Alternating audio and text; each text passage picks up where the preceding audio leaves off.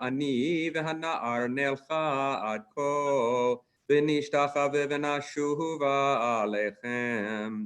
ויקח אברהם את עצי העולה, וישם על יצחק בנו, ויקח בידו את העט ואת המאכלת, וילכו שניהם יחדיו.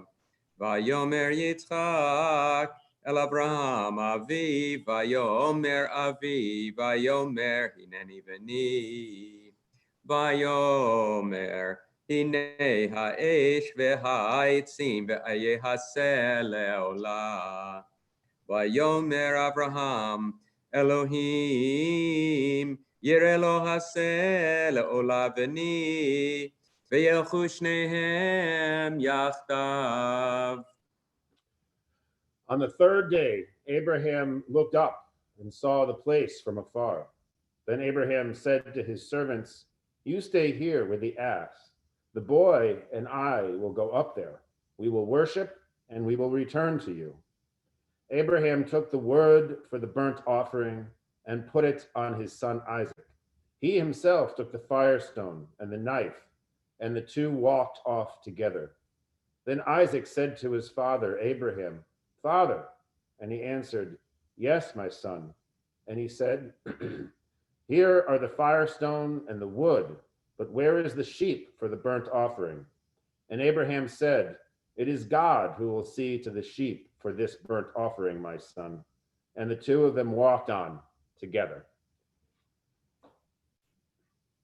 ויבוא אל המקום אשר אמר לו אלוהים, ויבן שם אברהם את המזבח, ויערוך את העצים, ויעקוד את יצחק בנו, וישם אותו על המזבח ממעל העצים.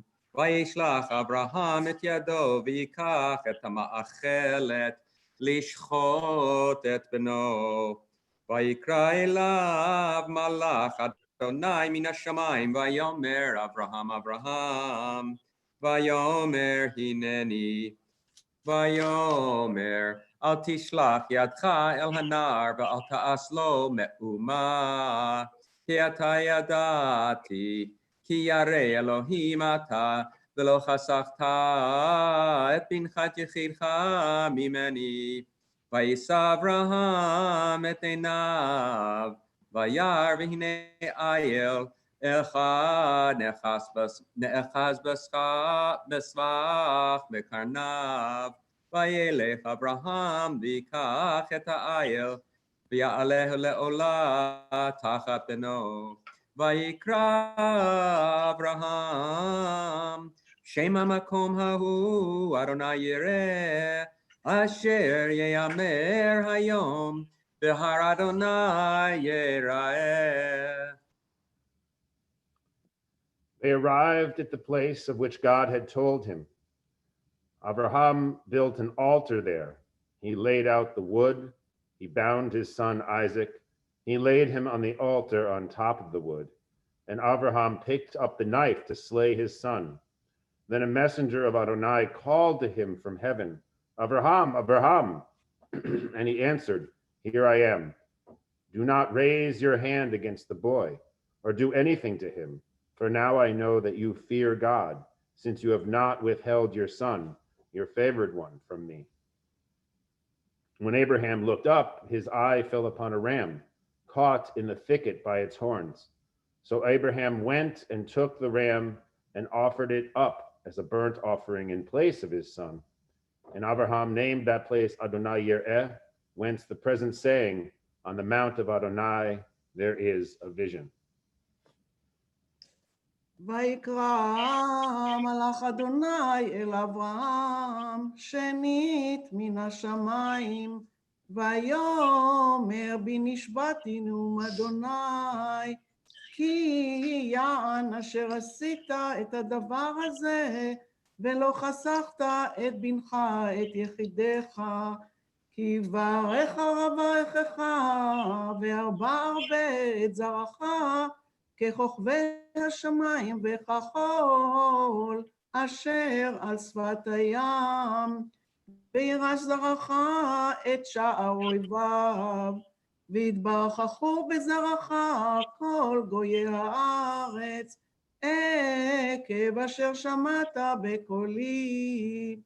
וישוב אברהם אל נעריו, ויקומו וילכו יחדיו אל באר שבע, וישב אברהם בבאר שבע. The messenger of Adonai called to Abraham a second time from heaven and said, "By myself I swear, Adonai declares, because you have done this and have not withheld your son, your favored one, I will bestow my blessing upon you and make your descendants as numerous as the stars of heaven and the sands on the seashore. And your descendants shall seize the gates of their foes. All the nations of the earth shall bless themselves by your descendants, because you have obeyed my command." Abraham then returned to his servants, and they departed together for Beersheba, and Abraham stayed in Beersheba. ויהי אחרי הדברים האלה, ויוגד לאברהם לאמור, הנה ילדה מילכה גם היא בנים לנחור אחיך, את עוץ בכורו ואת בוז אחיו, ואת כמואל אבי ארם, ואת כסד ואת חזור, ואת פלדש ואת ידלף, ואת בתואל, ובתואל ילד את רבקה, 8 אלה ילדה מילכה לנחור אחי אברהם, ופילגשו ושמה ראומה, ותלת גם היא את טבח ואת גחם, ואת תחש ואת מאחה. Sometime later, Abraham was told, "Milcah too has borne sons to your brother Nahor, Uz the firstborn, and Buz his brother, and Kemuel the father of Aram, and Chesed, Hazo, Pildash, Yidlaf, and Betuel, Betuel being the father of Rebekah. These 8 Milcah bore to Nahor, Abraham's brother, and his concubine, whose name was Reumah, also bore sons, Tibah, Gaham, and Tachash, and a daughter, Ma'akah." Okay, so at this point, I think we don't have so many people on the call, so I think it would be fine to stop the share and to get rid of those spotlights for a second, and we will. You're not going to do them after? We will do them after. Okay. Sorry, I'm just struggling as usual. Okay. All right. So what I'm going to do is I'm going to ask, I'll invite everyone who would like to name someone for the Mishabera, for a prayer for healing, to unmute yourselves. And if you can unmute yourself, then I will call on you. If you don't unmute yourself, I will assume you have no one to name. And so I will skip over your window. Please be ready to say the name right away because my screen probably doesn't look exactly like your screen, so you may not be expecting me to call on you when I do. All right, so let's start with Mark and Ilana. You don't want to start with Misha Berach and then fill in the blanks? No, we do the Debbie Friedman one. So we name Okay. people and then do it. Ronit Bat Miriam Baharon, Elizabeth Blazer, Kevin Brown. Anne. Leslie Peltz. Kathy Milstein. Andy. Oh, Phil. Oh, Phil is there. Hi, Phil. That's okay. Sandy. Ellen Zuniga, David Engel, Elaine Skolnick, Yair Alroy. Ruth. Tayasora Batrana. Mimi. Jay Kennedy. Whoa. Sorry. That's okay. Okay. Let's see. The next person is Harriet. Richard Ford, Sarah Ward, Nancy Shepard, Inga de Vilde. Adina. Yona Bat Miriam David, Ziva Garbi. Thank you. Deborah. Reuven Ben Fagel, Sissy Price.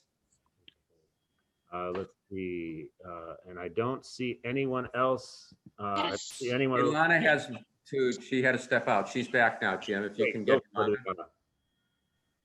Ilana. מרגלית בת רחל ויוסף, שושנה בת רחל ויוסף, זהבה בת יונה ואברהם, רבקה בת רחל ויעקב, מרים בת רחל ויעקב. That's good. Lovely. And then, and Ellen, you need to unmute.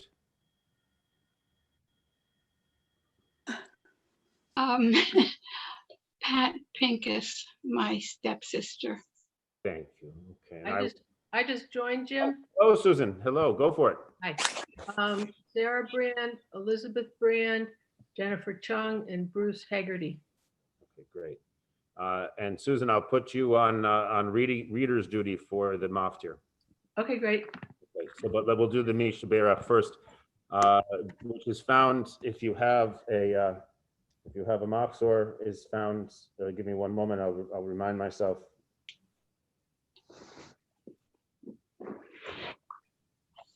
On page 115.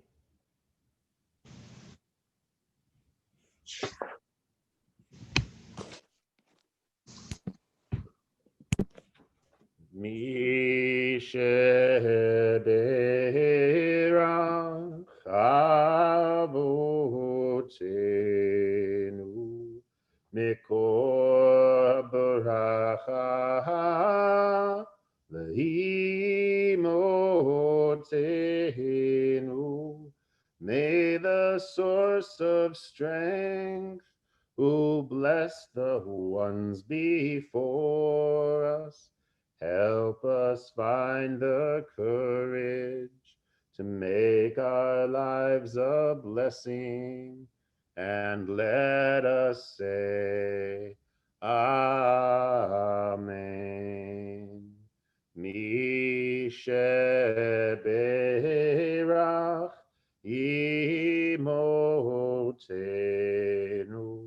Mekor baracha la'avotenu. Bless those in need of healing with refuah shelema, the renewal of body, the renewal of spirit, and let us say, Amen.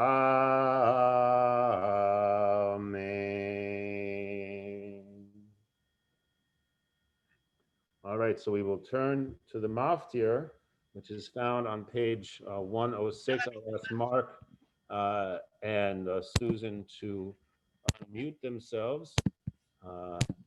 Give me 1 second. Okay, great. All set, Jim? All set. Okay.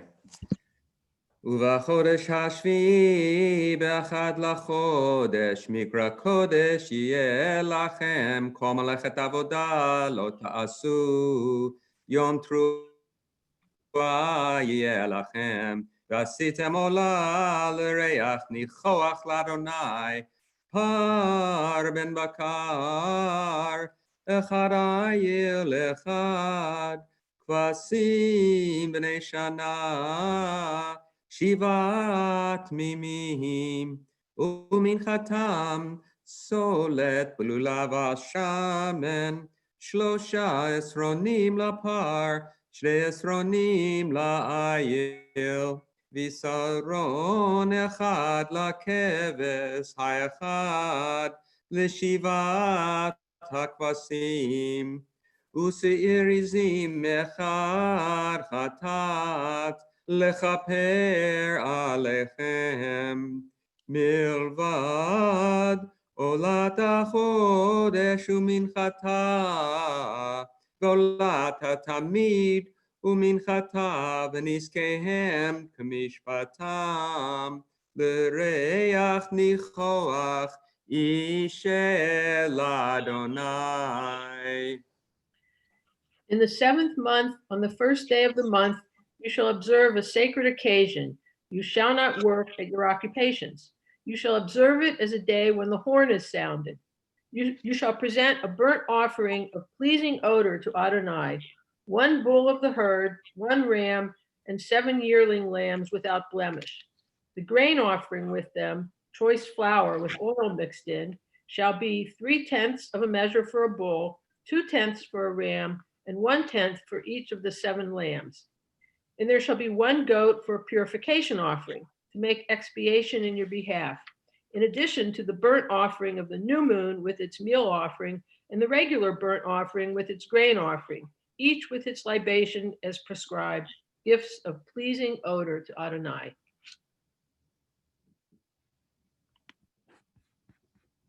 Great. Yasher Koach to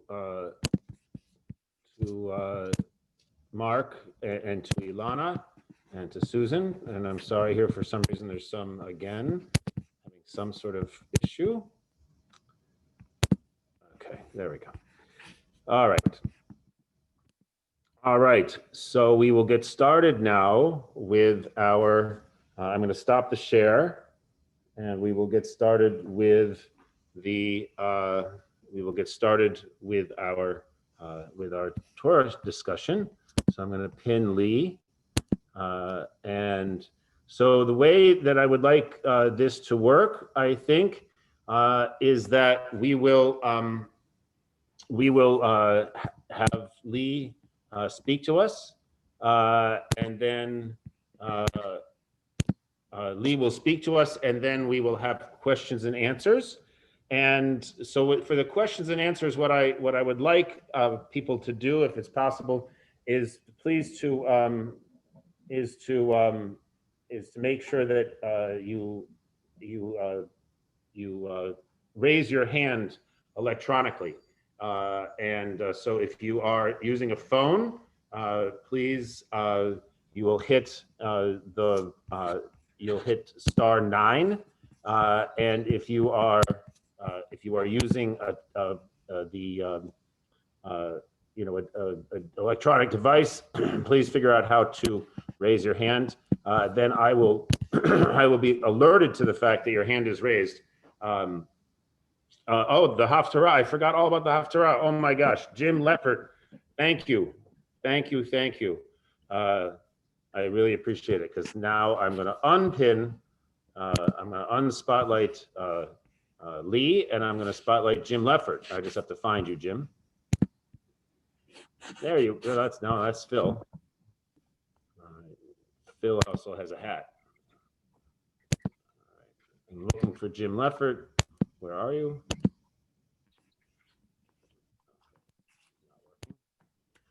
No.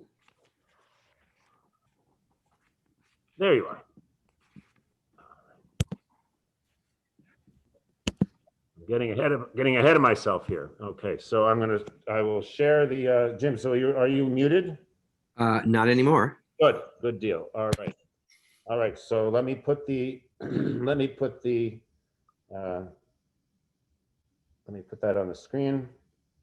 Jim is going to, by the way, for the English portions of the Haftarah, Jim is going to be reading from Robert Alter's translation, but Robert Alter's translation does not have the Hebrew, so I'm going to have just have the Machzor's version of it on. But that was the case yesterday as well. Mark read from a different translation. I didn't think it was a big problem. So I hope this does not create any kind of confusion for folks. All right, so Jim, without further ado. Baruch atah Adonai Eloheinu melech haolam asher bachar b'nvinim tovim v'ratza b'divreihem hane'emarim be'emet. Baruch atah Adonai habocher b'Torah u'Moshe avdo u'Yisrael amo u'v'nvi'ei ha'emet v'tzedek.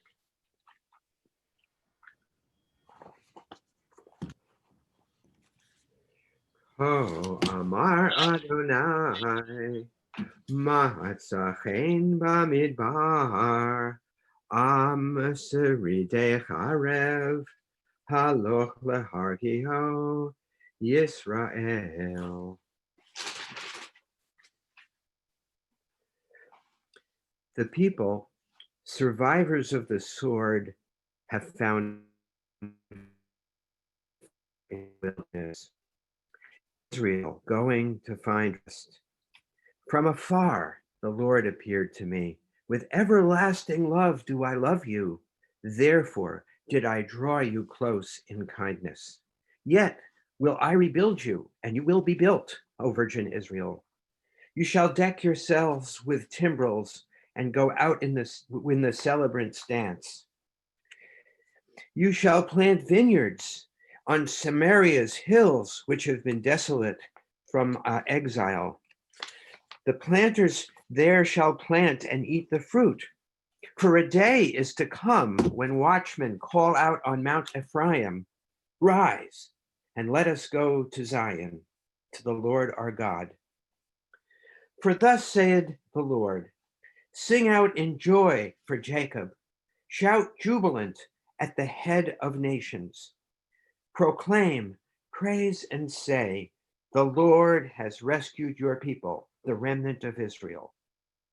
I am about to bring them from the land of the north, and I will gather them from the corners of the earth.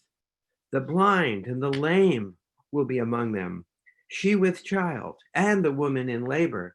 A great assembly shall come back here.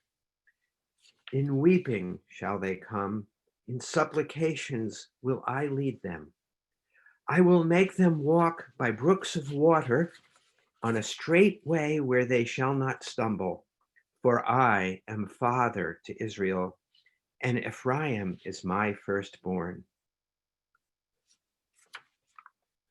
Listen to the word of the Lord, you nations, and tell in the coastlands far off, and say, he who scattered Israel shall gather it and guard it as a shepherd his flock. For the Lord has ransomed Jacob and redeemed him from the hand of one stronger than he. And they shall come and sing gladly on Zion's heights, and shall shine with the Lord's bounty, the grain and the new wine and the oil, and for the flocks and the cattle, and their life breath shall be like a watered garden. They shall be no longer in pain. Then shall the virgin rejoice and dance, and the young men and elders together. And I shall turn their mourning into gladness, and comfort them, and give them joy for their sorrows. And I will whet the priest's gullet with richness, and my people shall be sated with my bounty, said the Lord. Thus said the Lord, a voice is heard in Ramah, lament and bitter weeping. Rachel weeps for her sons. She refuses to be comforted for her sons, for they are no more. Thus said the Lord, hold back your voice from weeping and your eyes from tears, for there is a reward for your labor, said the Lord, and they shall come back from the enemy's land.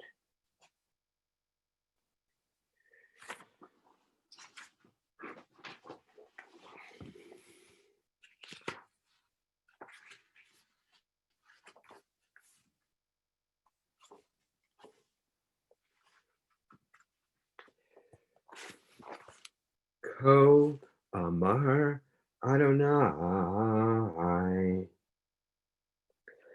Kol Berama Nishma, Nehi Bechi Tamrurim, Rachel Mivaka Avaneha, Me'ana, Lehinachem Avaneha Ki Einenu, Ko Amar Adonai, מיני קולך מבכי, ועינייך מדמעה, כי יש שכר לפעולתך, נאום אדוני, ושבו מארץ אויב, ויש תקווה לאחריתך, נאום אדוני,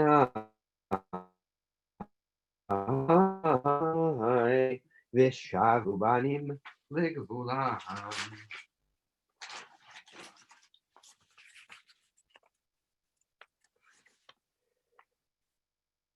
For there is hope for your future, said the Lord, and the sons shall come back to their place. I have surely heard Ephraim rocking with grief. Bring me back, that I may come back. For you are the Lord my God. For after I turned back, I repented, and after I became aware, I struck my thigh in mortification. I was ashamed, indeed disgraced, for I bore the reproach of my youth. Is not Ephraim a dear one to me, a delightful child? For surely, even as I speak against him, I surely recall him. Therefore, my heart stirs for him. I will surely show him mercy, said the Lord.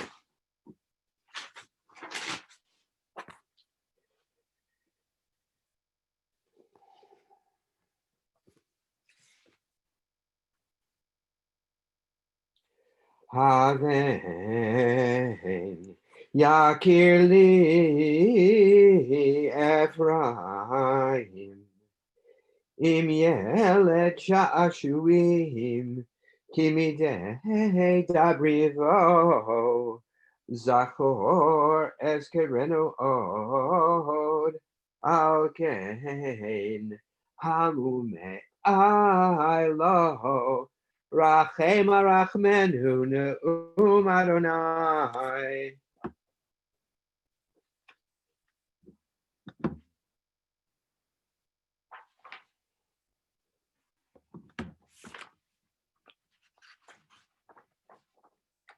Baruch atah Adonai Eloheinu melech haolam tzur kol haolamim tzadik b'chol hadorot ha'el haneman haomer v'yoseh hamdaber umkayem shekol devarav emet v'tzedek neman atahu Adonai Eloheinu v'nemanim devarecha v'devarechad midvarecha achor lo yashuv rekam Ki el melech ne'eman v'rachaman ata, baruch ata Adonai, ha'el ha'ne'eman b'chol devarav. Rachem al Tzion, ki hiveh chayenu, v'laluvat nefesh toshia, b'mhera v'yameinu, baruch ata Adonai, nisamech Tzion b'vaneha. Samcheinu Adonai Eloheinu, ve'eliyahu hanavi avdecha, Uvamalchut Beit David Meshichecha Bimhera Yavoho V'Yagel Imenu Al Kisolo Yeshev Zar V'Lo Yinchalu Od Acherim Et Kevodaho Ki V'Shem Kodshecha Nishba'at Lo Shelo Yechven Eroho Li'olam Va'ed Baruch Ata Adonai Magen David Amen. Al HaTorah V'al Avodah, V'al Hanvim, V'al Yom HaZikaron Hazeh, Shenatata Lanu Adonai Eloheinu, L'chavod Ol Tifaret, Al HaKol Adonai Eloheinu, Anachnu Modim Lach, U'mevarchim Otach, Yitbarach Shimcha, B'fi Kol Chai Tamid L'olam Va'ed, U'devarcha Emet V'kayam La'ad, Baruch ata Adonai, Melech al kol haaretz, Mekadesh Yisrael v'yom hazikaron. Amen. Yasher Koach. Yasher Koach, Jim. Yasher Koach. Yasher koach. Yasher Koach. All right, so I will stop now. I will stop the share, and we will get started with the our Torah discussion. I want to introduce Lee Ospitz. I just need to find you on the screen, Lee. Oh, yeah, you're right at the top. That's great. Okay, phenomenal. All right, so Lee, you are now on. We will. I think we will. As I said before, but maybe not everyone was on the call. We will listen to Lee's presentation and I will have everyone muted. If that's what you want, Lee, you can let me know if that's what you'd prefer, or if you prefer to allow people to interrupt you, we can do that as well. But it seems to me in this format, it's easier not to do that, but I'll leave it up to you. So we'll listen, and then we'll have questions. As I said before, please familiarize yourself with how to raise your hand electronically. If you're on a phone, it is *9, and there's other ways to do it. Usually, you find the participants button, and there's a little clicker, and you can raise your hand, and then I will know to call on you. Okay. Without further ado.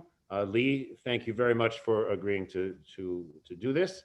And Lee is a longtime member of our minyan, and a writer and a philosopher. So we're looking forward to what he has to say about these two Torah portions. Thank you, Shana Tova. I'd like to thank first the Minyan Organizing Committee, known as the MOG, for all the work they do during the year, and it is they who have honored me with the invitation to give the Dvar today. Every year we begin the Days of Awe with two short consecutive readings on Abraham, our founding father. On the first day of Rosh Hashanah, we read the chapter of Genesis, recounting the birth, circumcision, and weaning of his son Isaac, his casting out of Hagar and Ishmael at his wife Sarah's behest, and his pact with Abimelech at Beersheba. And then today, most arrestingly, we read chapter 22 on the Akedah, the binding of Isaac for the averted sacrifice on Mount Moriah. The concluding genealogical verses lay out the extended family relations of Rebekah, Abraham's grandniece, who will carry out after Sarah the second decisive matriarchal intervention in Jewish history. Because there was no Dvar yesterday, Rabbi Morgan has encouraged us to combine both chapters for our discussion today. These readings have the effect of taking us back to Abraham's direct personal encounter with God. They thus contribute an individualized dimension to a holiday that began, as we've just read, as a collective rite. They thus serve to establish this season as an occasion for self-examination and reflection under the broader rubric of a communal confession. In what sense is Abraham our progenitor in all this? Maimonides provided an answer in a famous letter to a convert. The proselyte Obadiah asked him if a person not of Jewish descent was permitted to say the prayers addressed to our God and God of our fathers, God of Abraham, and so on. Elohei Avotenu, Elohei Avraham, v'chule. Maimonides' response was this: yes, you may say all this in the same way as every Jew by birth, whether you are alone to pray or in the congregation. The reason for this is that Abraham, our father, taught the people, opened their minds, and revealed to them the true faith and unity of God. He rejected the idols and abolished their adoration. He brought many children under the wings of divine providence. He gave them counsel and advice, and ordered his sons and the members of his household after him to keep the ways of the Lord forever. As it is written in Genesis 18:19, for I, Yud-He Vav-He, have singled him, Abraham, out to the end, that he may command his children and his household after him, that they may keep the way of the Lord to do righteousness and justice, tzedek umishpat. Ever since then, Maimonides concludes, whoever adopts Judaism and confesses the unity of the divine name is, as it is prescribed in the Torah, is counted among the disciples of Abraham, our father, peace be with him. These men are Abraham's household, and it is he who converted them to righteousness.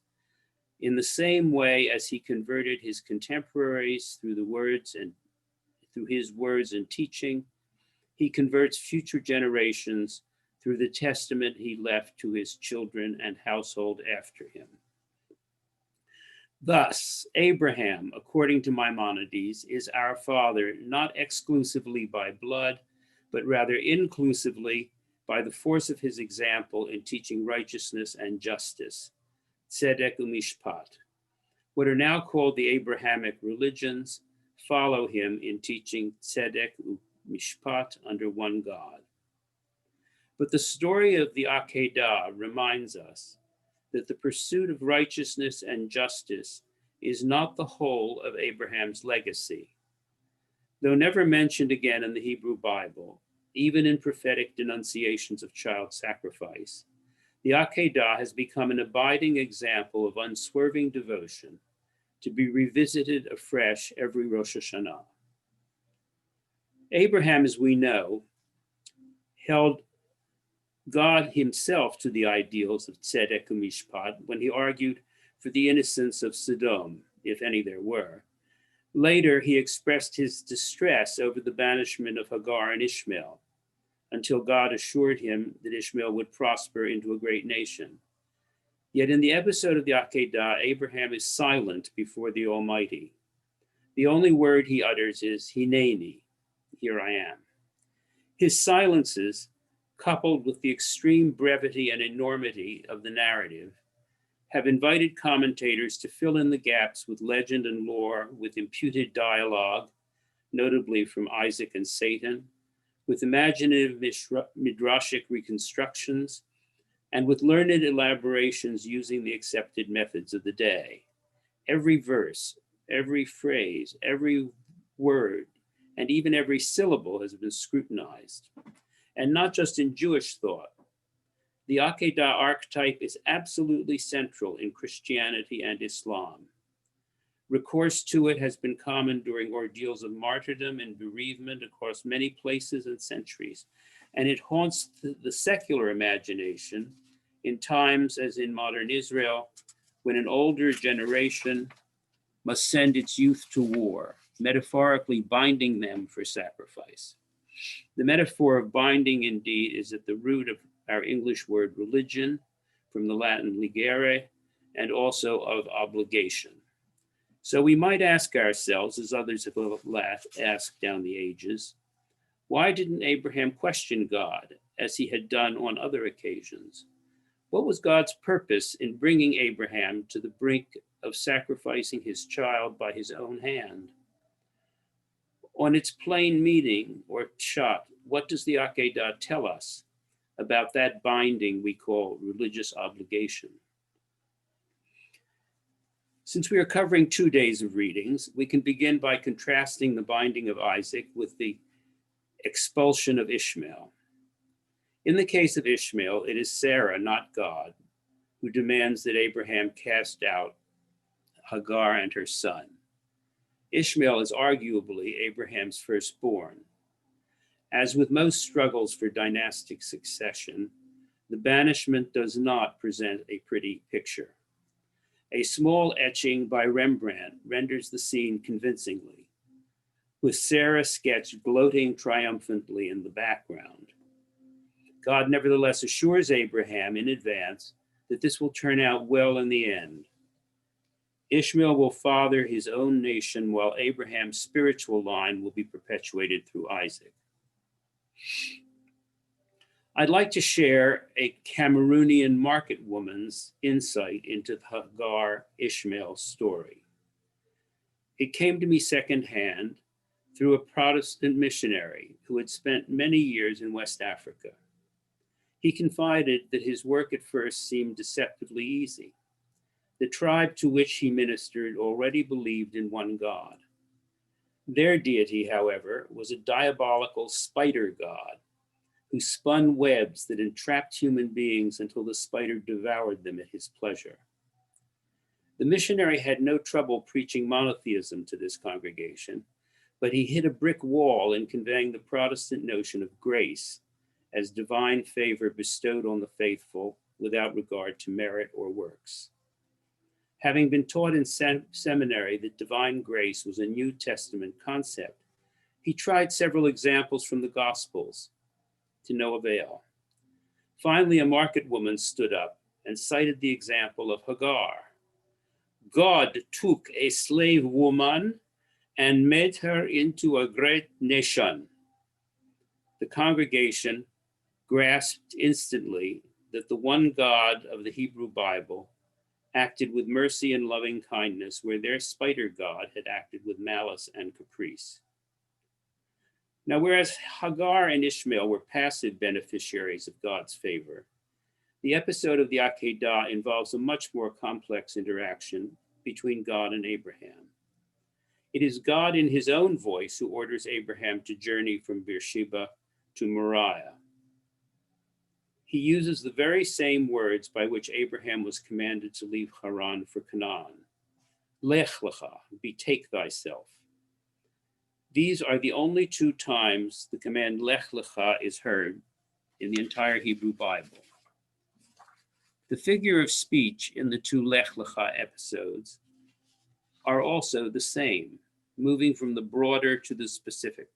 The call in Haran reads, Lech lecha me'artzecha, from your country, umimoladetecha, from your kinfolk, umibet avicha, from your father's house. The same rhetorical figure, called oxesis, or incrementum, introduces the Akedah. Kachna et bincha, take your son, et yehidcha, your only or favorite one, asher ahavta, whom you love, et Yitzchak, Isaac, v'lech lecha. The rhetorical trope, intensifying from general to particular, is also the way royal personages are represented in Egyptian hieroglyphs. Coupled with lech lecha, it signals an elevated authority that brooks no questioning.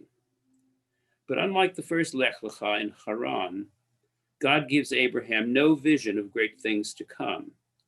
To the contrary, all of the rewards that Abraham has been promised hitherto will be undone by the sacrifice of Isaac. There will be no descendants as numerous as the stars in the sky, no progeny to storm the gates of the cities of Canaan, no offspring to carry the message of one God as a blessing for all the nations. Nothing but an arduous 3-day donkey trek to a yet unspecified mountaintop to build an altar for a ritual slaughter that, if consummated, will dash all of his worldly hopes. The whole trial seems almost spider-like in toying with human destiny. It is understandable then that we find in Jewish legend that Satan or some other evil accuser proposed the Akedah to a reluctant God. A much later reimagination goes so far as to suggest that the second Lech Lecha is actually Satan imitating God's voice to deceive Abraham. The mainstream Jewish view, however, does not attempt to dilute or deflect God's responsibility, but rather to search for a teaching in it, hence its placement in our prayer book today. An elegantly concise grammatical argument for the Akedah as lesson can be found in several sources, beginning in Maccabean times. It consists in emending a single vowel in the phrase, now I know that you fear God, spoken by the angel who calls off the sacrifice in God's name. Instead of reading in the Masoretic text, Ata yadati, now I know that you fear God, we can read Ata yidati, now I show that you fear God. The vowel change, by shifting the verb from the simple to the intensive form, tells us that God, knowing the outcome in advance, uses the Akedah to demonstrate through Abraham a lesson for all nations and generations. In what does this lesson consist? Many considerations can promote righteous conduct. Expectation of punishment and reward in this world or the next, desire for a good name, filial devotion, reverence for law, custom, or tradition, response to social pressure, positive and negative monetary incentives. None of these covers the Akedah example. Instead of speculating on the inner thoughts that might have inspired Abraham, let us stick to the shot and review the salient features of the train of action packed into the first 14 verses of Genesis 22. In verses 1 to 3, Abraham exhibits, to begin with, a combination of spontaneous and deliberate action. He responds as if instinctively to the words Lech Lecha by assembling the logistics for a prompt early morning departure. It is as if he were called up urgently to one of his military engagements. In verse 4, most commentators have also noticed the significance of the 3-day journey. Though Abraham's response is immediate, he must sustain it through difficult terrain. He might find an excuse to turn back at any moment, but he perseveres. Nearing the place of sacrifice in verse 5, he dismisses his retinue and continues alone with Isaac. The most influential Hellenistic commentator saw this as indifference to publicity or repute, though there are other readings. In verses 6 to 8, the text conveys a touching tenderness between father and son as they walk together toward the altar place. This scene prompted a midrash portraying father and son as weeping together at the altar, and all the angels in heaven weeping with them until God himself calls a halt, and a ram is substituted for Isaac in verses 11 to 13. Finally, in verse 14, after the ram offering, Abraham acts with piety, naming the altar after Yud-He Vav-He, the first time the Tetragrammaton, the proper name of God, is used in such a commemoration. The temple in Jerusalem will be built on this site. Overall, though successful in worldly affairs, Abraham acts here with utter disregard to personal cost. Spontaneous, deliberate, persevering, modest, tender-hearted, pious, and selfless, Avraham Avinu reminds us as we enter the days of awe that the meaning of religious obligation is to act, as his American namesake put it, with firmness in the right, as God gives us to see the right. Thank you.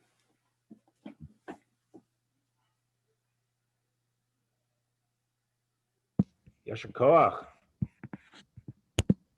Yasher Koach. So I invite reactions, questions, any reflections. Please raise your hand and let me know that you'd like to and the floor is open.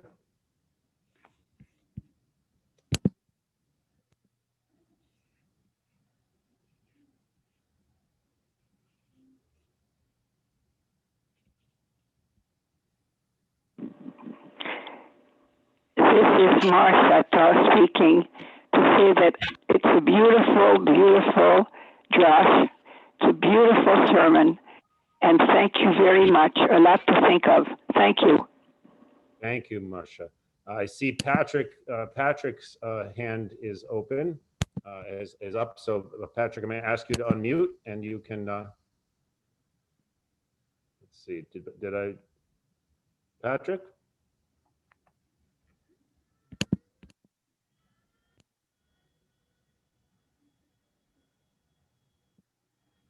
I seem to have lost Patrick. Huh. All right.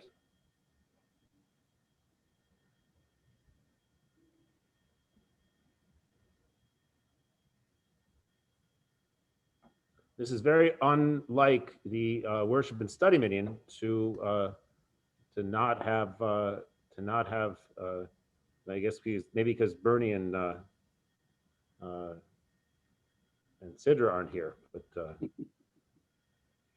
all right, go ahead, Jim. Well, I'll try to fill in the gap here. It seems to me that what we have here as an exemplar is loyalty and trust. That Abraham is demonstrating that he trusts in God and that he will do what God needs him to do. And I think that if you read these stories, that is the quality that is really valued in the time that this book appeared. And I think it's an important quality still that is very highly valued. Somebody who will actually show by their deeds that they are loyal and trustworthy to someone who is making a request of them because of their relationship. So just want to throw that out.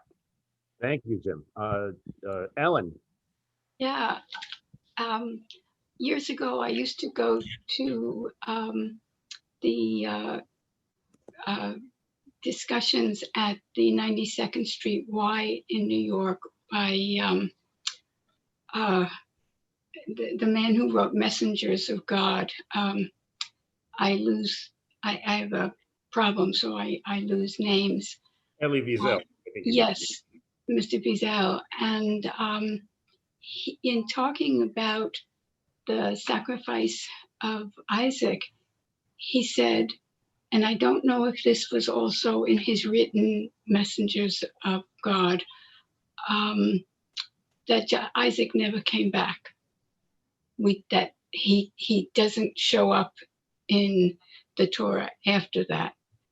I found that he is mentioned, and it seemed to have a connection to the Holocaust in the way that he presented it, but he didn't actually say that about the connection. And I just wondered if you had any thoughts about that. Yes, there are several midrashim about this because the actual text says, and Abraham returned to his young men. There's one thought that Isaac spent 3 years at a yeshiva studying Torah during this time. There's another one that says, well, he actually was killed and went up to heaven and stayed there and then came down after a certain period. Those are two imaginative reconstructions. Thank you. But I do think that's what's interesting in that regard, right? Is that it mentions in the Machzor that Isaac and Abraham are never seen together again, right? So it does imply, or at least one can infer, a split. Well, of course, at Abraham's death, Isaac and Ishmael gather at the cave of Machpelah. Right. I like the example, if I might interrupt here. I like the suggestion that was given by Jules Lester. And he said that this was a shattering experience for Isaac, and he could not go home at that point. And so he went out and he spent some time with the only other person in the world who could understand what he had been through, and that was Ishmael. Yeah. I like that. Yeah, Mark and Ilana. Gonna say. And Miriam, I see your hand also, so you're in my queue. Thank you. So, Yeah. things that I have to say. One, there are two things that happened there. One, that when Sarah asked for Ishmael to be and his mom to be going away, it doesn't look like Abraham was didn't protest at all. So that is an understandable no protesting of that kind of an idea of sending one of his sons away for good. So I understand a happy wife is a happy life. I understand that. But he did not protest when God asked him to actually sacrifice Isaac, which I totally do not understand, because if we remember earlier on, he did plead with God regarding Sodom and Gomorrah, which was not, it was about Lot and it wasn't his own son. So I don't quite understand the willingness to sacrifice. I don't understand it. I also think that, in Islamic tradition, Ishmael is being portrayed as the one who was put on the altar to be sacrificed. But in a way, Ishmael was sacrificed for the good of Yitzchak and for the good of Sarah. So I think there are two ways of thinking about Ishmael, that in fact, he was the one who was sacrificed while Isaac was put on the altar, then God intervened and all that kind of stuff. So I think that we can think about that also in that way. I know that in Islamic traditions, actual Ishmael was put on the altar, which in our tradition, it is not the case.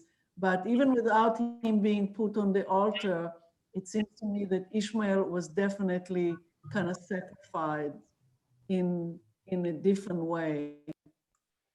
Thank you.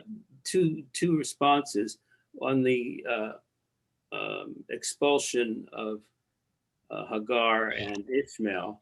The text does say that Abraham was distressed. Yes.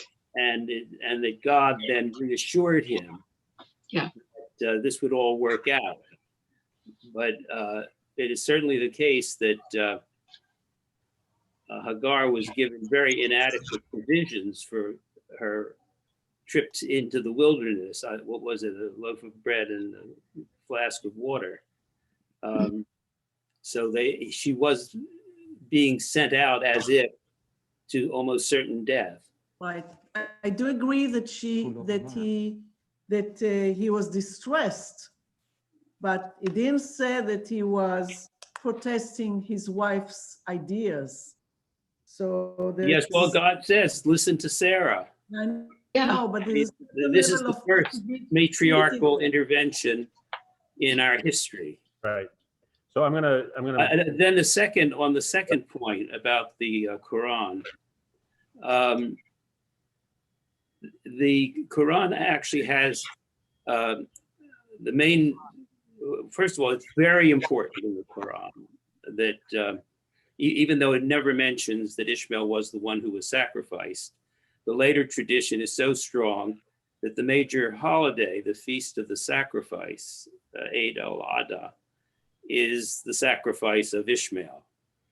The Quran reports, as much Jewish legend and lore did, and as Josephus also did 500 years before, that Isaac is told what's going to happen, and he says to Abraham that he is willing to die. And this is what Ishmael says also.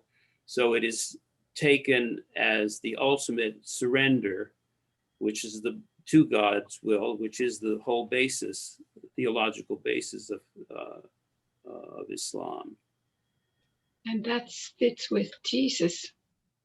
Well, that's why I say this archetype is absolutely central in the two sister religions. It's actually not as important in Judaism. But it's never mentioned in the Bible. All right. So thank you. I'm going to, Lauren has been, I don't know if it's Lauren or Petra, but you've been waiting patiently.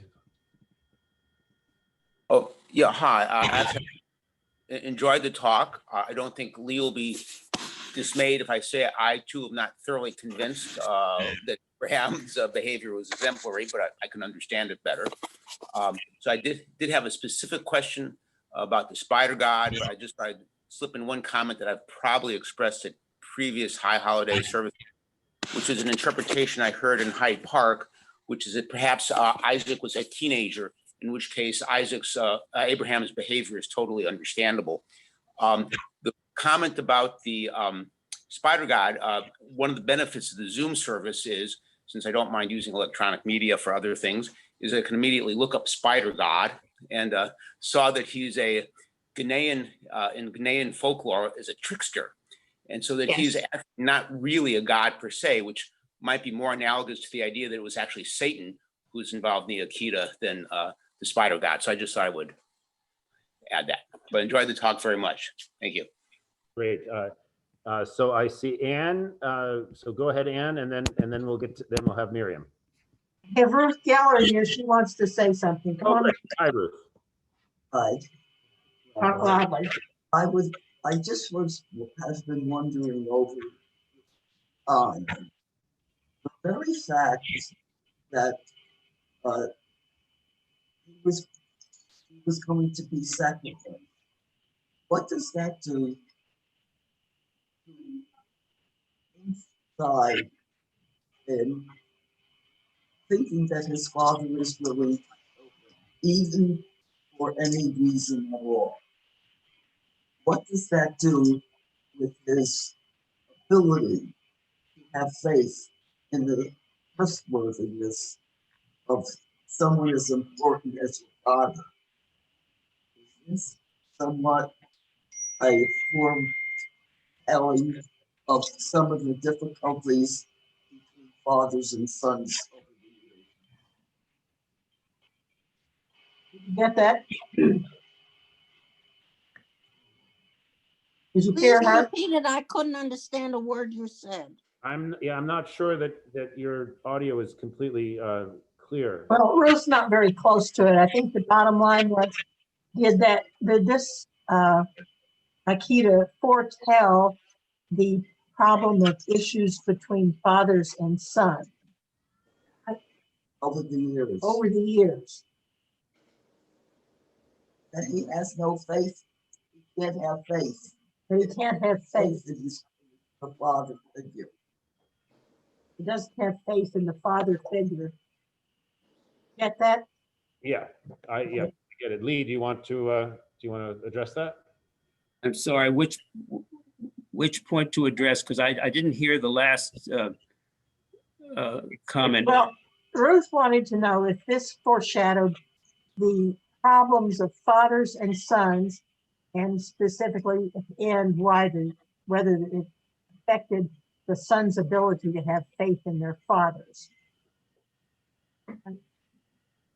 Well, that's a stumper for me. It is an issue in modern Israel fiction, where the Akedah is taken as posing this problem, and it's usually taken by the anti-war element in Israel. Just one point on the spider god. This spider god was from a Cameroonian, not a Ghanaian tribe. So they're poisonous. So they were monotheists.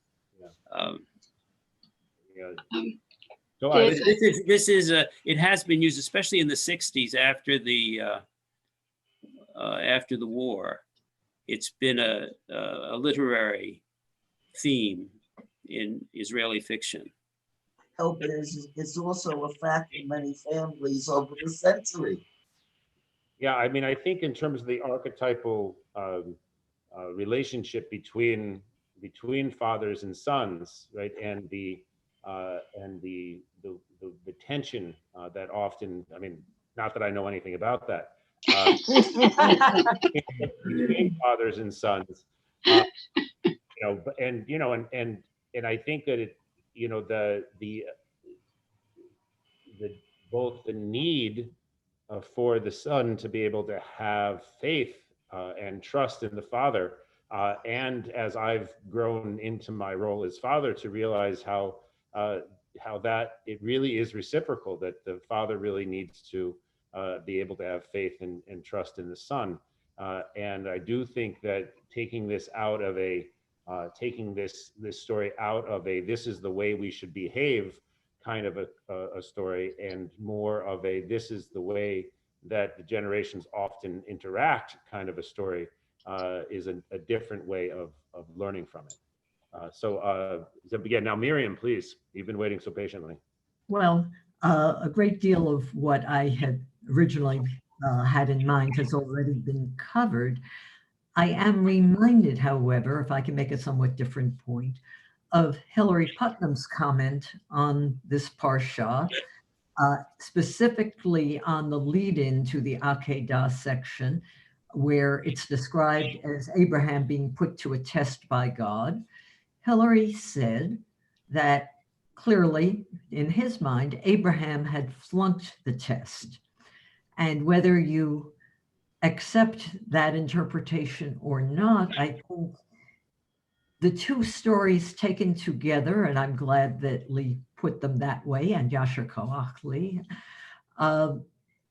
is a paradigm for why we should be very careful indeed when we think we know the will of God, and indeed that much goes on in our world which we cannot possibly understand in that way. And it is worth remembering the comment of Rabbi Heschel when asked where was God while the Shoah was going on, where was man? Abraham, even though, as I think it was Ilana who pointed out, even though God told Abraham to listen to Sarah and send Hagar and Ishmael off, if that really was necessary because these two families could not live in peace together, he could have sent her with a caravan of camels and supplies, the way he sent off Eliezer to be sure that she got home safely. And he probably misunderstood, maybe had faith that God would stop him, and that's maybe why he finally saw the ram. But he had to first look for the ram. And we must always look for a solution when there is something that we cannot reconcile with our understanding of justice. Excellent point. Lovely, lovely, Miriam. Ellen, you've raised your hand again, so please. Yes,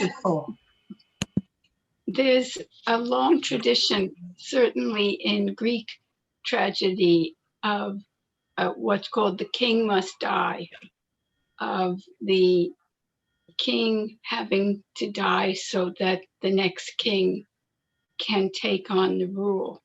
I don't see this as any real deep relationship, but I just wanted to mention that that is a very well-known, I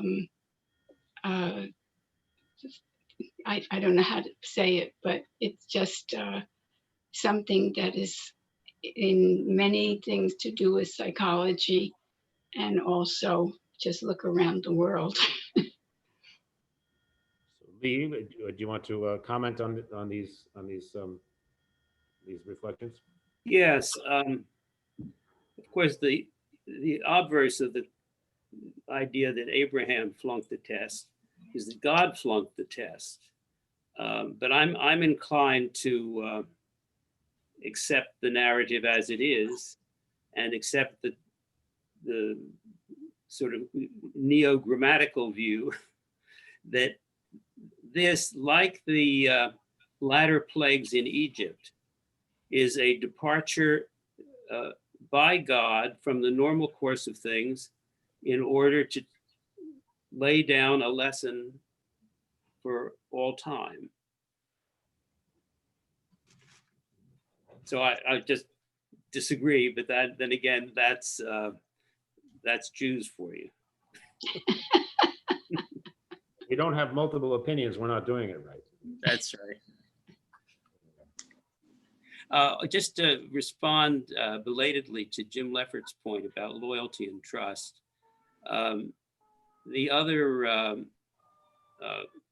actually more common reading of Abraham's mind is that this was total faith. And the classic philosophical place for this is Kierkegaard, Fear and Trembling, I think the essay is called, where his he goes on at quite great length to explain why Abraham's sacrifice of Isaac is completely different from anything else in antiquity. So he reviews the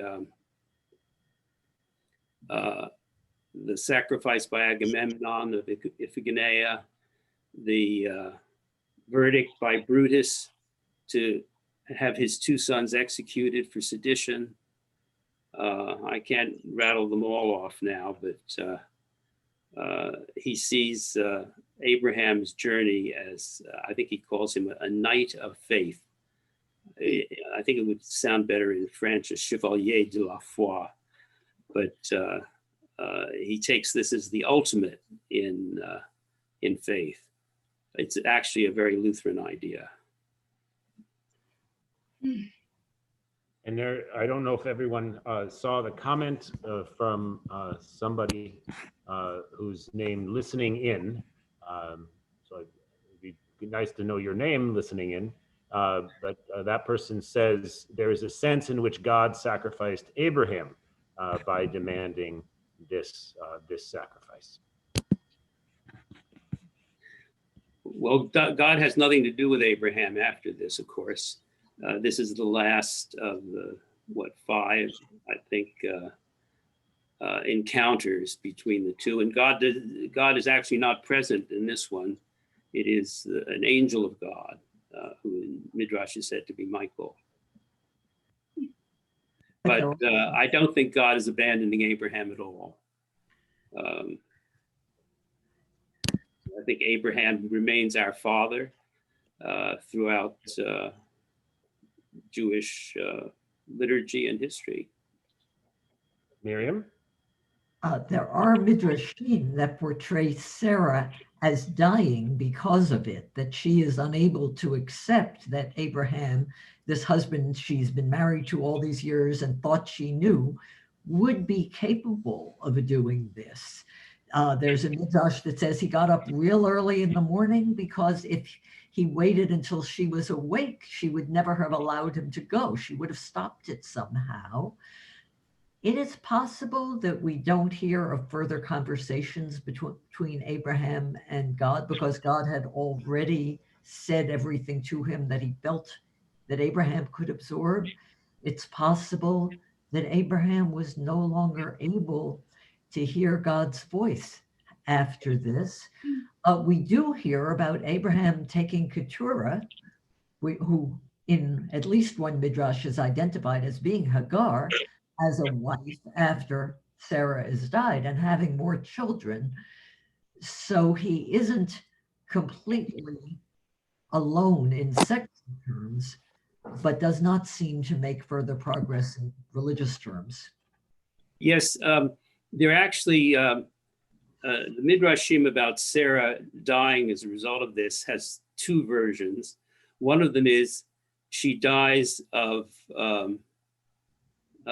grief because Satan tells her that Isaac has been killed. And the other is she dies of joy because she hears that he's been spared. Both of these assume that the death of, because the chapter on the death of Sarah immediately follows this, that Isaac was 37 years old when it happened, because Sarah was 127, and you add that to 13 and you get 37. Is that right, or 38? Well, anyway, so there are these two conflicting versions, but I prefer to think that it didn't have, that Isaac was not 37 years old, and the portrayal of him as a Na'ar. If he, the same place in Rashi where you find that Sarah died of a broken heart, you also find that Rashi reports that the two servants who came along were Eliezer and Ishmael, which somehow conflicts with the fact that Ishmael has been banished and that Eliezer would then have to be well over 60 years old. So I hate to depart from the Midrashim, but I prefer the plain text. Great. Patrick, please unmute yourself.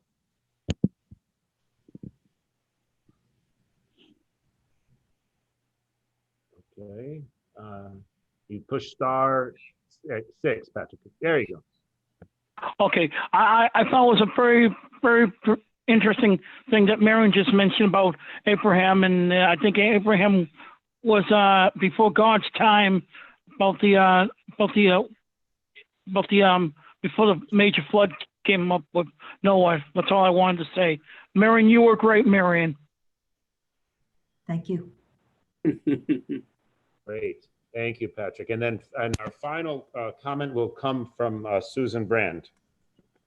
Just following in on Zooming In's comment about, that Abraham being the subject of the sacrifice. I mean, we struggle so much with this story. I mean, just imagine what Abraham's emotional struggle must have been after this, sort of dealing with both of these, but particularly with the Isaac story and what he went through and what he did and didn't do.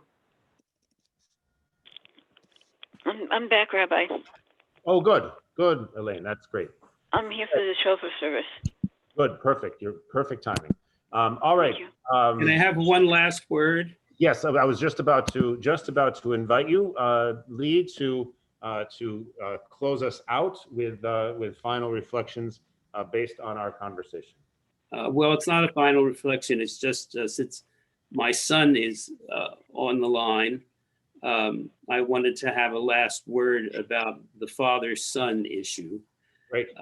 And I'll just say that Josephus has Isaac, in addition to saying that if this is God's will, he's willing to sacrifice himself.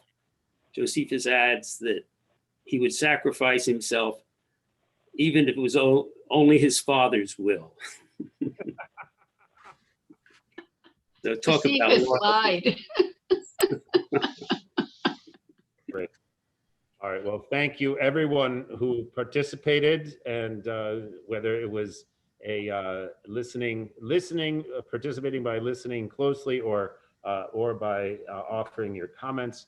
It was a very, very rich discussion, and I have to say, I've been reflecting as I've been listening to the comments that having this space available for us to really dig in to the texts without having to worry about, oh my gosh, we still have to do Musaf. It gives me ideas for how we might arrange our high holidays, even when we are able to be in person with one another, to give the texts the time that they really deserve.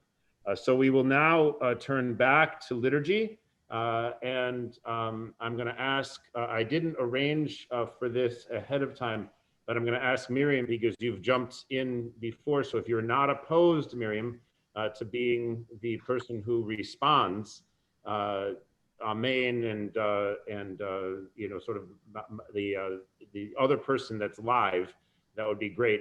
If you don't feel comfortable doing that, I will ask for a volunteer. No, that's fine. Thank you. Great. Okay, lovely.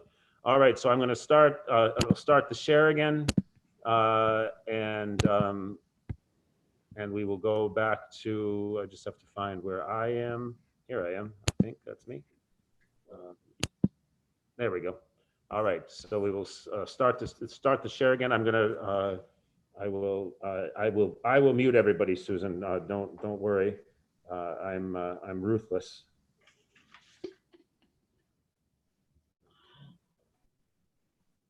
But Is this a chauffeur service? this is going to be the shofar service, Elaine. Absolutely. Thank you.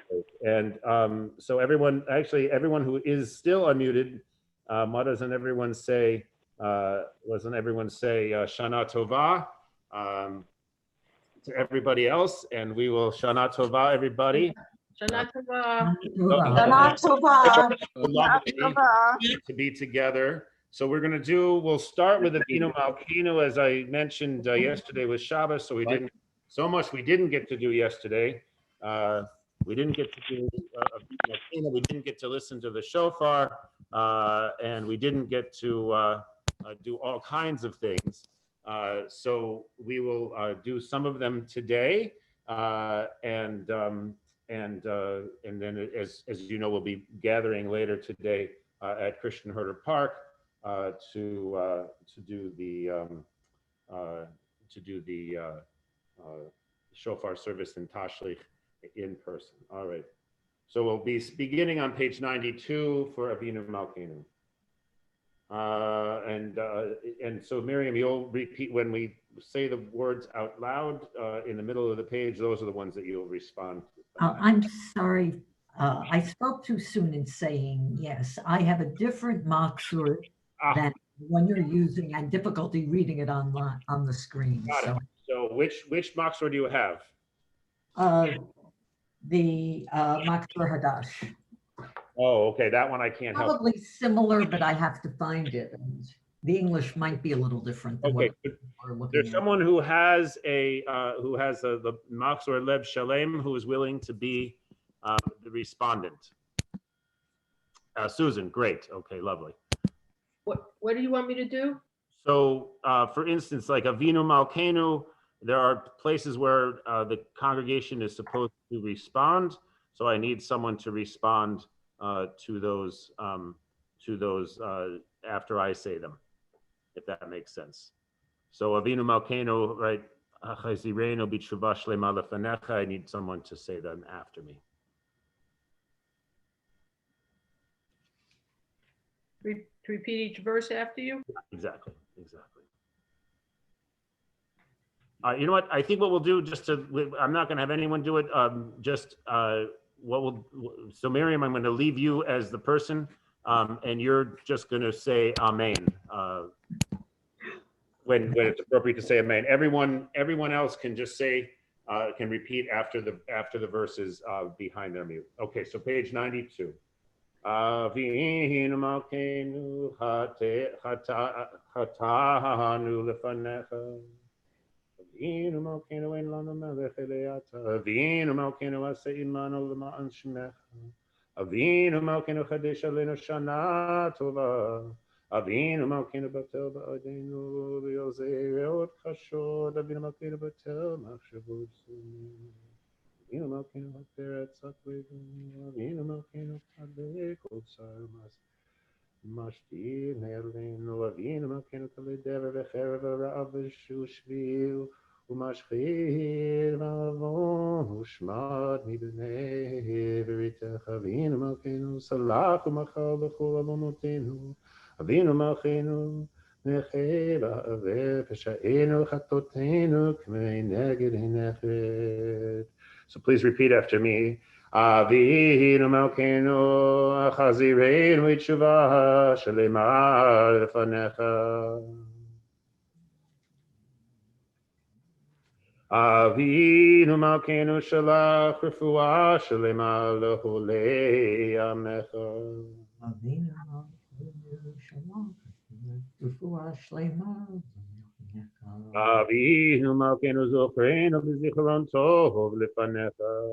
Avinu Malkeinu zocheinu tov lefanecha. Avinu Malkeinu kodvenu b'sefer chayim tovim. Avinu Malkeinu kodvenu b'sefer chayim tovim. Avinu Malkeinu kodvenu b'sefer geula v'yeshua. Avinu Malkeinu kodvenu b'sefer geula v'yeshua. אבינו מלכנו, כותבנו בספר פרנסה וכלכלה.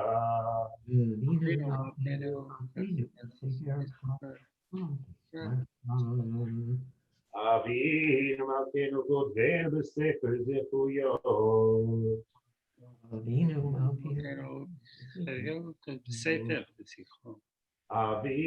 מלכנו, כותבנו בספר תמיכות, סליחה ומחילה.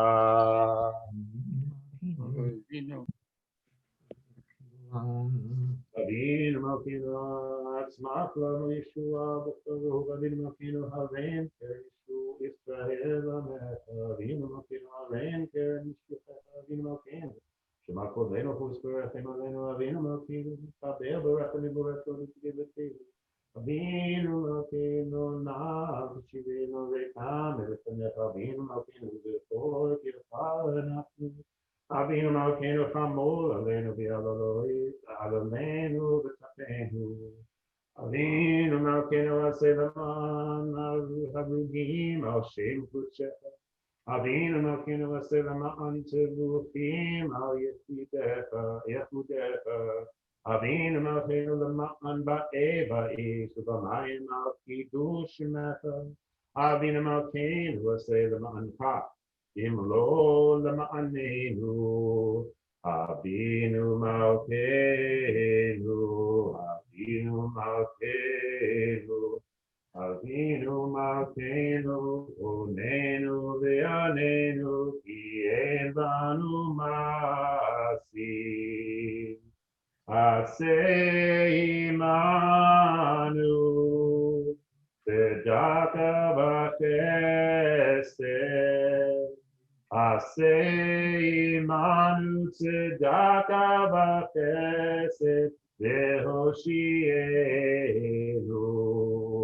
אבינו מלכנו, אבינו מלכנו, אבינו מלכנו, עוננו וענינו, כי אין בנו מעשים. עשה עמנו צדקה וחסד. עשה עמנו צדקה וחסד והושיענו.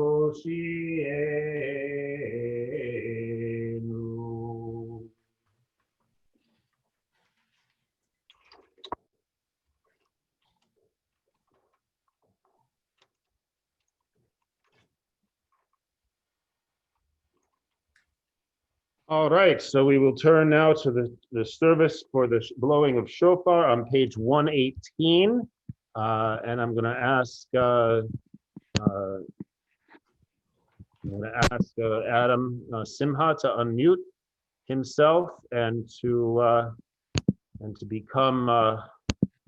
I'm gonna log in on my phone and then mute the computer here. So Great. I'm going to make you the.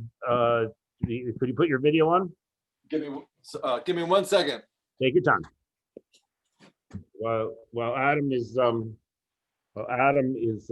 getting himself together, I'm going to I will read on page 118. The shofar exclaims, "Wake up from your slumber, examine your deeds, and turn in repentance, remembering your Creator. You sleepers who forget the truth while caught up in the fads and follies of the time, frittering away your years in vanity and emptiness which cannot help. Take a good look at yourself. Improve your ways. Let everyone abandon their bad deeds and their wicked thoughts. When the Holy One on Judgment Day begins to judge, God ascends the throne of strict judgment, as it is written, the God of judgment has ascended with acclamation. But when the people Israel standing in judgment sound the shofar, the Holy One is filled with mercy and moves to the throne of compassion." So I'll invite Miriam to, oh, you don't have this. It's hard for you to do this. Okay, so Susan, could you unmute yourself and be the respondent for the responsive reading at the top of the, it's Gimel. Here, may the cry of the shofar. Sure. May the cry of the shofar shatter our complacency. May the cry of the shofar penetrate our souls. May the cry of the shofar break the bonds of all that enslaves us. May the cry of the shofar destroy the idols we have placed at the forefront of our lives. May the cry of the shofar awaken us to how we have sinned. May the cry of the shofar summon us to a life of responsibility. May the cry of the shofar elicit the response, Hineni. May the cry of the shofar remind us that we can be instruments of redemption. May the cry of the shofar penetrate our hearts. May the cry of the shofar bring blessing to us, the people who hear its call. In your great mercy, Adonai, bring us near your presence. Help us to break down the barriers that keep us far from you. Falsehood and faithlessness, callousness and selfishness, injustice and hard-heartedness. Our hope is in you, for you respond in mercy when we sound the shofar. Let's see. Adam, how are we doing? Ready when you are. There we go. Okay, phenomenal.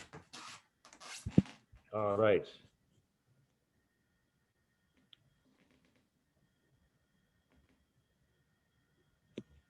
All right, so we will turn now to page 119. God has ascended with acclamation. Adonai ascends with the shofar blast. Sing to our God, sing. Sing to our sovereign, sing. For God is sovereign of all the earth. Sing with all your skill. God is sovereign over all nations. God reigns upon a holy throne. Susan, I'm going to ask you to be the respondent for later for the next ones as well. Okay.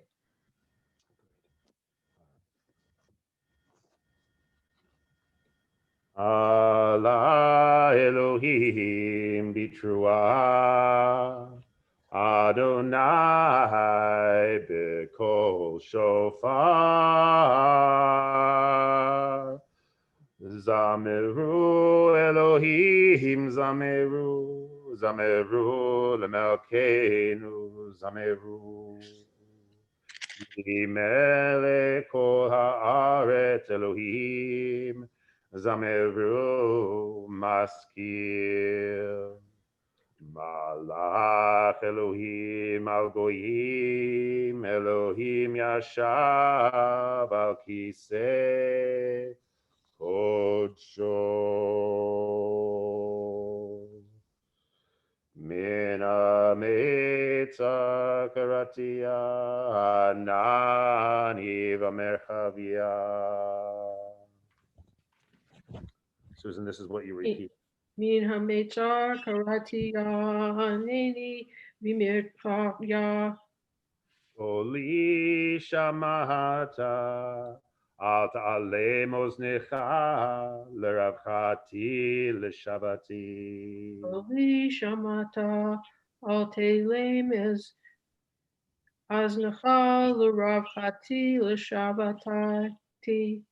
Rosh devarcha emet u'olam kol mishpat tzidkecha. Rosh devarcha ha'emet u'olam kol mishpat tzadkecha.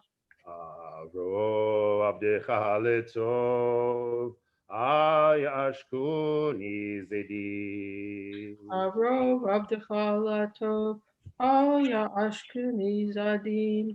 Sas anuchi al imratecha kamotzeh shalal rav. Sas anochi al imratecha kamotzeh shalal rav. Tuv ta'am v'da'at liamdeni kavim mitzvotecha e'emanti. Tuv ta'am v'dat lamdeni, ki v'mitzvotecha he'emanti. Od piritze Adonai umishpatzecha lamedeni. Vod piritzena Adonai, umishpatecha lamdeni. Right, so I'll invite Adam to recite the blessings for the shofar blowing. Baruch atah Adonai Eloheinu melech haolam asher kidshanu b'mitzvotav v'tzivanu l'shmoa kol shofar. Amen. Baruch atah Adonai Eloheinu melech haolam shehechianu v'kiyamanu v'higianu lazman hazeh. Amen. Tekiah.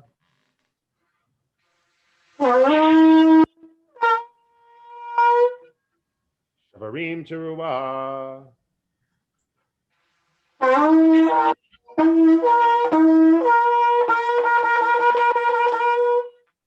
Tekiah. Tekiah. Shvarim teruah.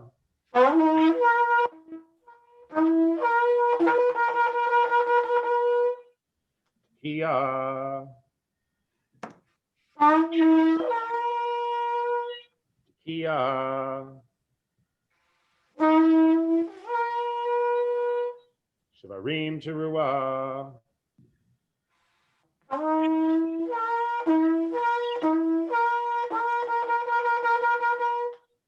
Tekiah.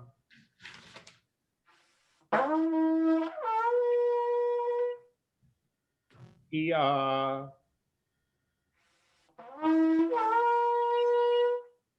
Shivarim.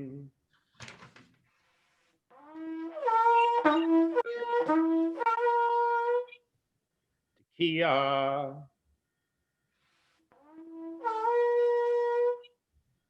Tekiah. Shivarim.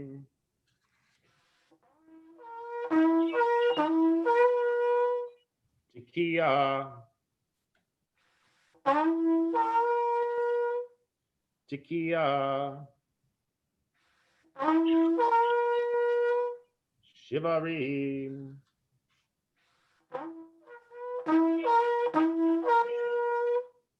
Tekiah.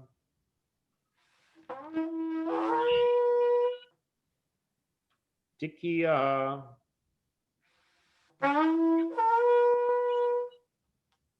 Teruah.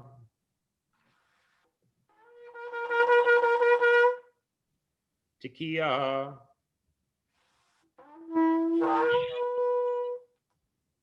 Tekiah.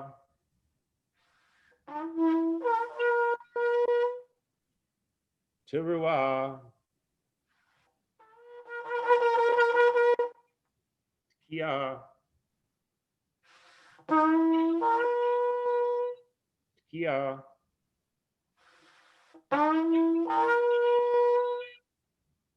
Teruah.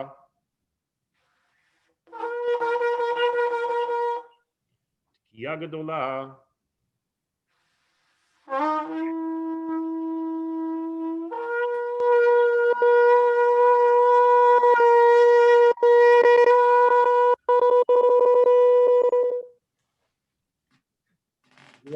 Have to go up. Adonai Eloheinu ve'Elohei Avotenu Eloheinu Shatikiyot v'hakolot v'hayotzim min hashofar she'anu tok'im ya'alu lifnei chisei chevodecha v'yichaparu al kol chatotenu Baruch atah ba'al harachamim. Amen. Your will, our God and God of our ancestors, that the cries of this shofar rise up to your throne, and that they serve as atonement for all our sins. Baruch atah, Master of mercy.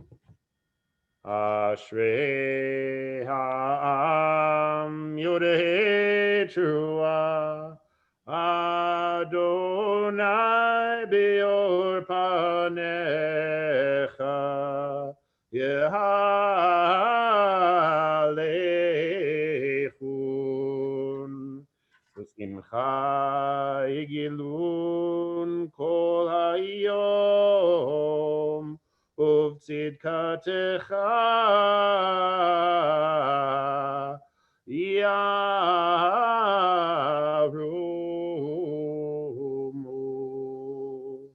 Joyous are the people who experience the calling of the shofar.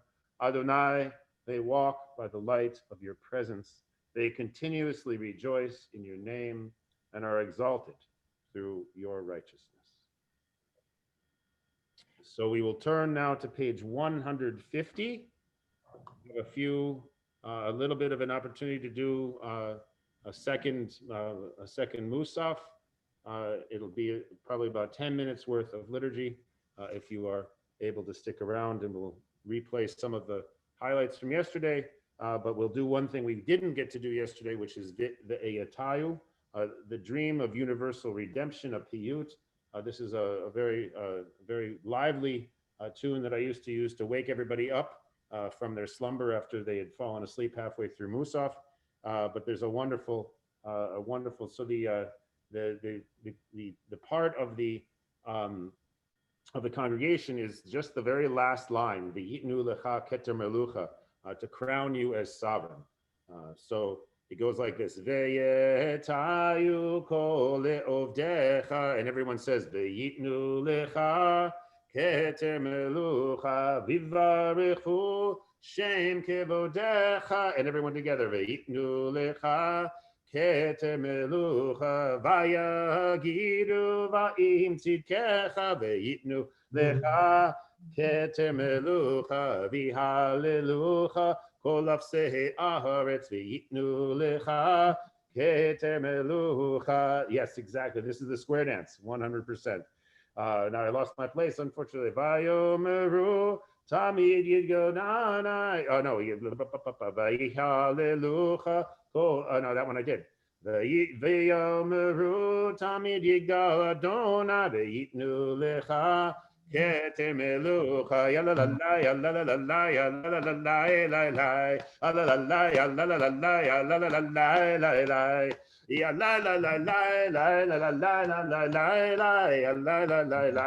yalalai yalalai ve'izunu Quadat mutehem ve'itnu lecha keter melucha bayacha peru im pisalehem ve'itnu lecha keter melucha v'yatu shechem echad uvdecha ve'itnu lecha keter melucha v'yiraucha im shemesh mivakshei panecha ve'itnu lecha keter melucha vayakiru koach machutecha ve'yitnu lecha keter melucha v'lamedu to'im mibina ve'yitnu lecha keter melucha yalalai yalalai yalalai yalalai yalalai yalalai yalalai la la la la la la la la la la la la la la la la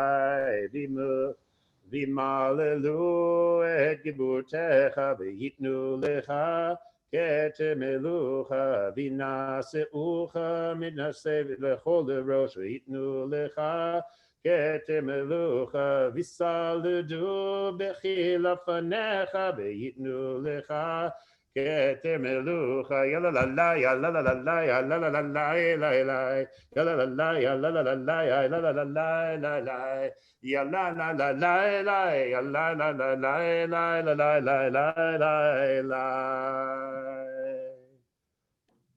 All right, so we will now turn to page 169, and we will just do the very end of Musaf. So we will be able to say Hayom again. Eloheinu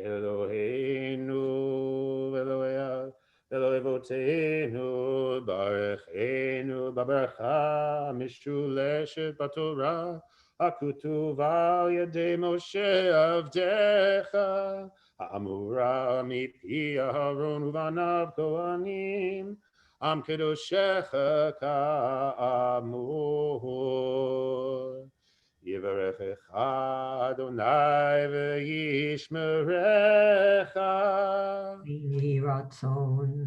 יאר אדוני פניו אליך ויחונך. כן יהי רצון.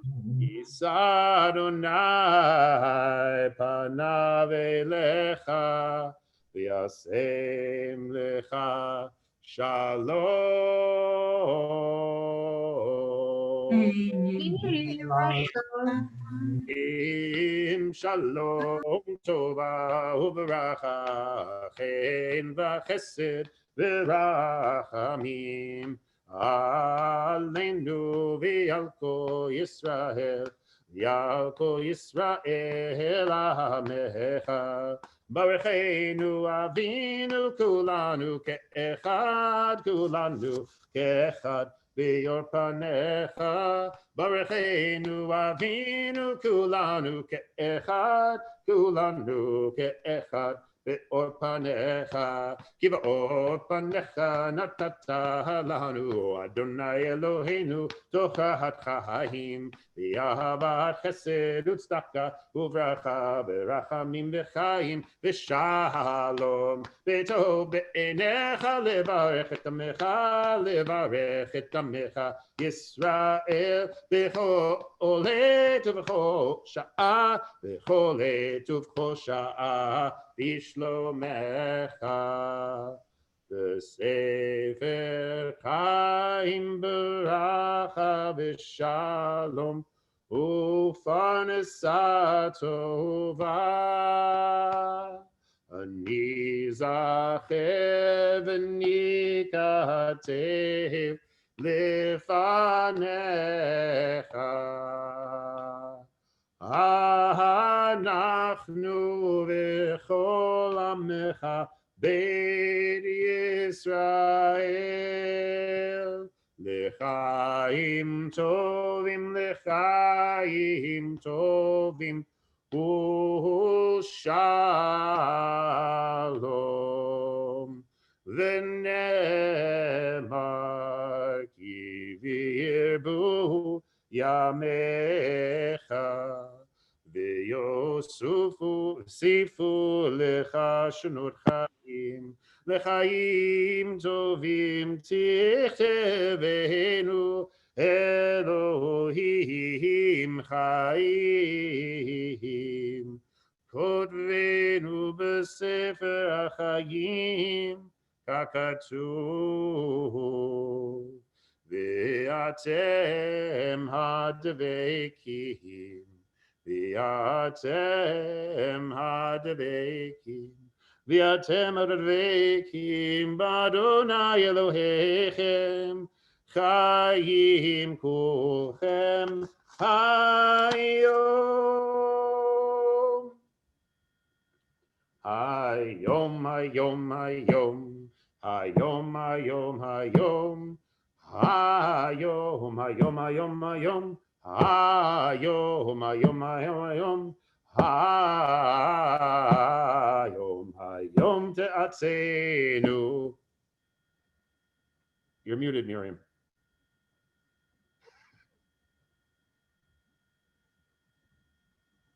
Amen. Amen. Good.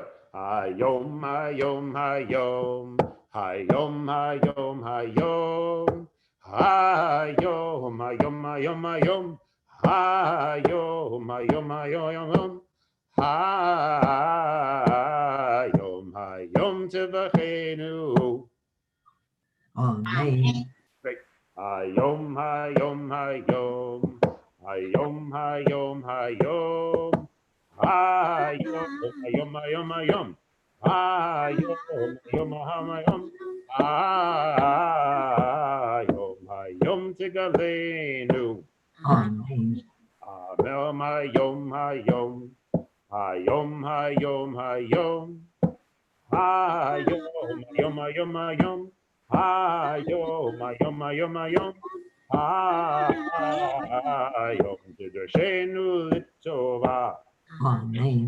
היום, היום, היום, היום, היום, היום, היום, היום, היום, היום, היום, היום, היום, היום, היום, תכוונו לחיים טובים. Amen. היום, היום, היום, היום, היום, היום, היום, היום, היום, היום, היום, היום, היום, היום, היום, תשמע שבתנו. Amen. היום, היום, היום, היום, היום, היום, היום, היום, היום, היום, היום, היום, היום, היום, תקבל ברחמים וברצון את תפילתנו. Amen. היום, היום, היום, היום, היום, היום, היום, היום, היום, היום, היום, היום, היום, היום, תמכנו במציקך. Amen. Right. כהיום הזה תביאנו ששים ושמחים בבניין שלם, ככתוב על יד נביאיך והביאותם אל הר קודשי, ושמחתים בבית תפילתי, כי ביתי בית תפילה יקרא לכל העמים. On a day like this, bring us joyfully to the fullness of redemption, as your prophet Isaiah said, I shall bring you to my holy mountain and make you joyous in my house of prayer. For my house shall be called a house of prayer for all people. May we, the entire people Israel, and all humanity be granted justice, blessing, compassion, life, and peace forever. Baruch atah Adonai, Oseh Shalom. Amen. Kal bracha v'rachamim v'chaim v'shalom yihye lanu u'lechol Yisrael Adonai Ada Ulam Baruch atah Adonai Oseh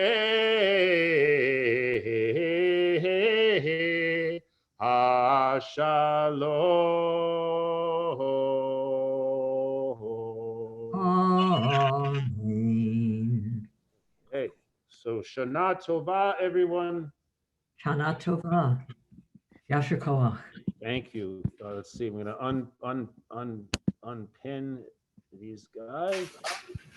Okay, and everyone together. So please feel free at this point. We are going to just one announcement before we all unmute and greet each other, which is that today at 2 o'clock we'll be gathering in person at Christian Herder Park. If you're available to be there, that would be great. I'm not sure that I'll be able to Zoom it, but if I can, you can check it out, and we'll see what we can do. But anyway, thank you everyone for being here, for making this such a wonderful experience, a wonderful discussion. Yasher Koach to Adam for beautiful shofar blowing. You know, no matter how good it was over Zoom, it's going to be better in person. If you're at 100 Center Street or at 5050 Beacon or 112 Center, I will be there in about an hour to blow shofar, so don't feel bad about not getting to Christian Herder Park. You'll still hear the shofar outside. So I look forward to seeing everyone. Shana Tova. Shana Tova. Thank you, Jim, for putting together such wonderful services. Thank you. Wonderful. Thank you very much. Good. Yes. Thank you. And Lee, thank you. That was terrific. Yasher Koach, Lee, if you're still on. Yes. Yes. Wow. That Thank was you. memorable. Everything. Readers as well. Yes, Adam, the shofar blowing was so much thanks to everybody. Thank you Great very to much. see everyone. Lee. Yasher Koach to all the organizers and all the participants. Wonderful. Lee, have you written, do you have that in writing, your No. jar? Could you send it? Yeah. You request it, your Devar Torah, could you send it? To the listserv? Well, thank you. Yeah, I do have it in writing, but it should be footnoted. So, That isn't so- necessary, Lee. We don't need footnotes. an unfootnoted version. If you, If you send it to me, I will bundle it with my sermon from the evening of Rosh Hashanah and send that. Great. Great idea. That'd be great. It'd be very wonderful to have it. I'd like to share it. Yes. Thank you. Yeah. Good idea. Shana Tova to all. Yeah, Shana Tova. Thank you, Rabbi Jim, for pulling this all together. Yes. Great job. This was Great. terrific. Indeed, yes. No, I went to. What? Shana Tova. What is the park? Where is the shofar blowing? What is the park? It's on Soldiers Field Road in Brighton. What's the name of it? It's the park. It's called Christian Herder. Park. Okay, I know that. And Okay. the map, there's a map on the I know. schedule. You can. Okay, Christian Herder Park. Okay. Yeah. There's a huge parking lot there. Yeah. Jewish herder for today. I could get there in time if I left now. I could get there in time if I left now. Oh, we unmuted? We're unmuted, yes. Are you on the Cape? Yes. You have to come home so I can give you your promised anniversary dish. Okay, well, it probably will be October. Okay. Shana Tova. Shana Tova. Shana It's a Tova. very Sukkot dish. Great. Wow. Maybe post. Something to look forward to then.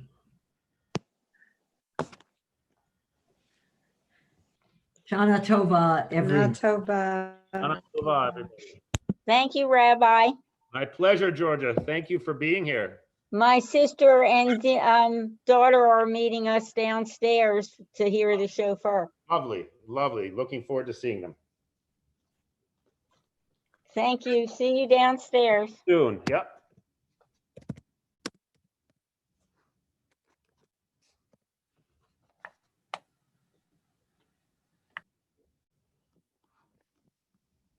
Shana Tova. Shana Tova.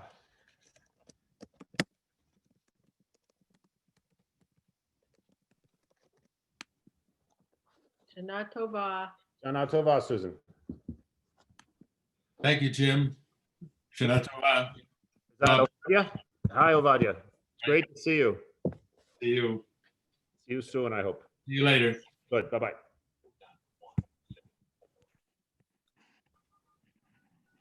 Lois, if you stay on, we can talk about how to manage this. Okay, Jim.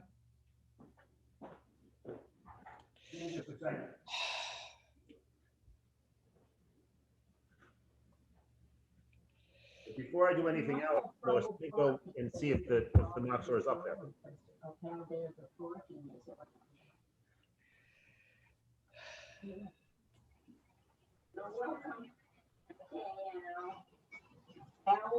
It was fun talking to Kim, by the way. He didn't really think the fish was the fish. Okay, be careful, drive carefully. I'll meet you down there. Okay, bye.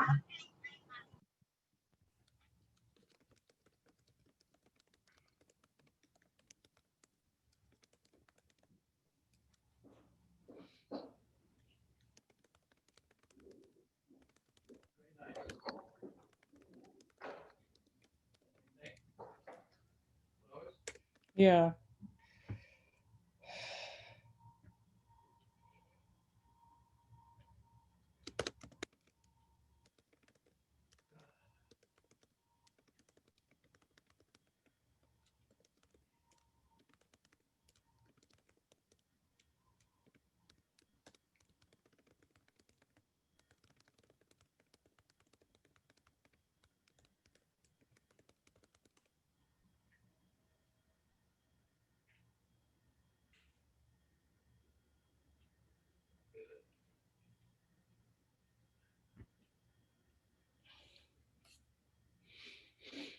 Jim is going upstairs.